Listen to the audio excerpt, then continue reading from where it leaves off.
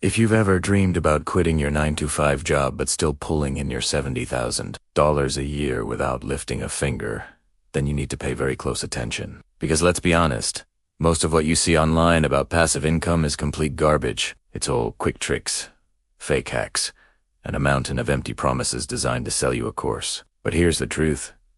Building real, substantial income from your investments is absolutely possible. However, it's not a get-rich-quick scheme. It takes discipline. It takes some sacrifice. And most importantly, it takes time. So in this video, I'm going to show you exactly how to replace your job paycheck with income from ETFs funds that can pay you every single year. Here's the game plan. First, I'm going to lay the foundation so you understand how investment income actually works. No jargon, just the basics. Then, I'll walk you through specific types of ETFs that are designed to pay you dividends or interest. And finally, I'll show you how to execute this strategy so you can start turning this dream into a reality. But before we dive in, let's get the important stuff out of the way. Quick disclaimer, I am not your financial advisor. I'm just a guy on YouTube sharing my own research and experience. All investing comes with risk. You will lose money at some point. It's part of the game. So please, always do your own research and never blindly trust someone you meet on the internet, including me. Got it? Good. Good. All right. Let's start with the foundation. When you buy a share of a stock, like McDonald's, you generally profit in two ways. First, the stock price can go up. You buy low, you sell high. You make money simply. Second, the company can pay you dividends. This is real cash, deposited straight into your brokerage account, just for being a shareholder. It's your slice of the company's profits. But what happens if McDonald's, against all odds, goes bankrupt? Well, you lose both. Your stock becomes worthless, and the dividend payments stop. That's the risk of investing in a single company. Now, imagine this. Instead of buying just one company, you buy a tiny piece of a massive basket of companies all at once. That's exactly what an ETF, or an exchange-traded fund, is. With just one share of an ETF, you might get exposure to McDonald's, Apple, Amazon, and hundreds of other companies. If one of those companies fails, the fund simply swaps it out for another one. You don't have to manage anything. This diversification creates a lower risk, steadier path to building wealth. Now for the part that often scares people. The math. How much money would you actually need invested to replace a $70,000 salary? Let's break it down by the yield, which is the annual payout as a percentage of your investment. If your portfolio has a 1% yield, you would need $7 million invested. Yeah, that's a lot. At a 2% yield, you'd need $3.5 million. At a 3% yield, it's $2.3 million. At a 4% yield, $1.75 million. And at a 5% yield, you'd need $1.4 million. What if you could find a 10% yield? You'd only need $700,000. I know those numbers sound insane, right? Almost impossible. But here's the trick that most people miss. You don't need all that money today. The magic happens over time. First, you consistently buy more shares, adding to your pile. Second, the value of the funds themselves grows as the market goes up.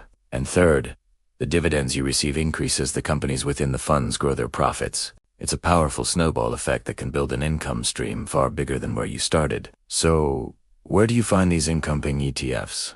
Let's look at 5 main categories. First up, we have broad U.S. dividend ETFs. Think of funds like SCHD, the Schwab U.S. Dividend Equity ETF, or the Vanguard High Dividend Yield ETF. These invest in a wide range of established American companies known for paying consistent and reliable dividends. They are the bedrock of many dividend portfolios. Second, we have International Dividend ETF. Funds like VYMI from Vanguard or SCHY from Schwab give you exposure to companies outside the United States. This can offer the potential for faster growth, since some international markets are expanding more quickly. But it also comes with a bit more risk due to currency fluctuations and different economic environments. Our third category is dividend growth.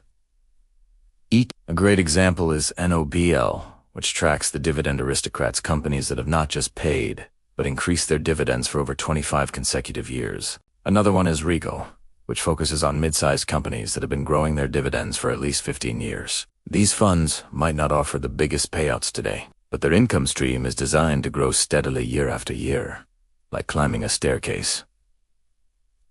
Fourth on our list are REITs, are real estate investment trusts. These funds, like SCHH4 U.S. property REITs, allow you to collect rental income without the headache of being a landlord. They invest in properties like apartment buildings, office complexes, and shopping malls. There are also mortgage REITs, like Mort, which can offer very high yields, sometimes over 12%, but they come with significantly higher risk because they invest in mortgage debt, not physical property.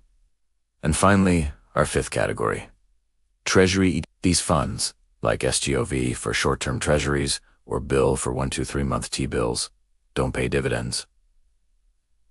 They pay interest because they invest in debt backed by the full faith and credit of the U.S. government. They are considered one of the safest investments you can make, providing a steady, reliable stream of monthly interest. Okay, so you know the categories. How do you actually put this into practice?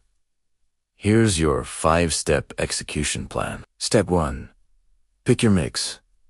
Don't put all your eggs in one basket. Diversify across a few of these categories to balance risk and growth potential. Maybe you start with a core of U.S. dividend ETFs, add a slice of international for growth, and keep some treasuries for safety.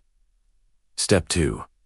Automate your contributions. The most important rule in investing is a BB, always be buying. Set up automatic transfers from your bank account to your brokerage account every week, every 2 weeks, or every month. Consistency is far more important than timing the market. Step 3. Turn on DRIP. DRIP stands for Dividend Reinvestment Plan. This automatically uses the dividends you receive to buy more shares of the same fund. More shares mean bigger dividend payouts in the future, which then buy even more shares. This is how your snowball really starts rolling downhill. Step 4. Commit for the long haul. This is not a 1-year plan. Give yourself a timeline of at least 10 years. Live lean. Invest as much as you can without crippling your lifestyle, and let the power of compounding do the heavy lifting for you. And finally, Step 5.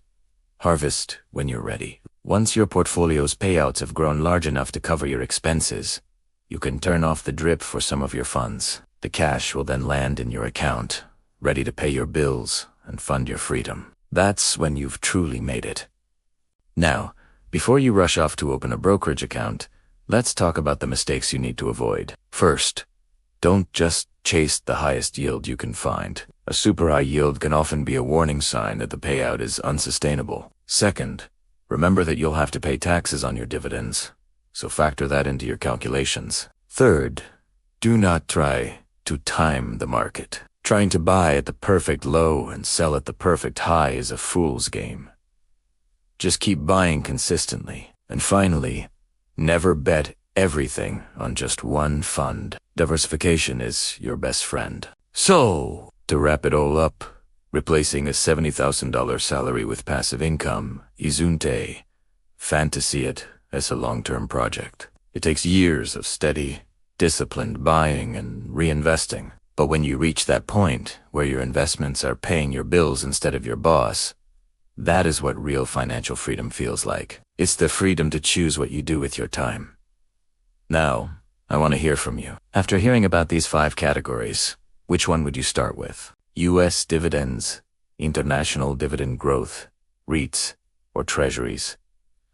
Drop your answer down in the comments below. If this video helped you, please do me a favor and hit that like button. Share it with a friend who might need to see this. And of course, subscribe for more content to help you build your wealth. And always remember the motto, always be buy-in. Thanks for watching, and I'll see you in the next one.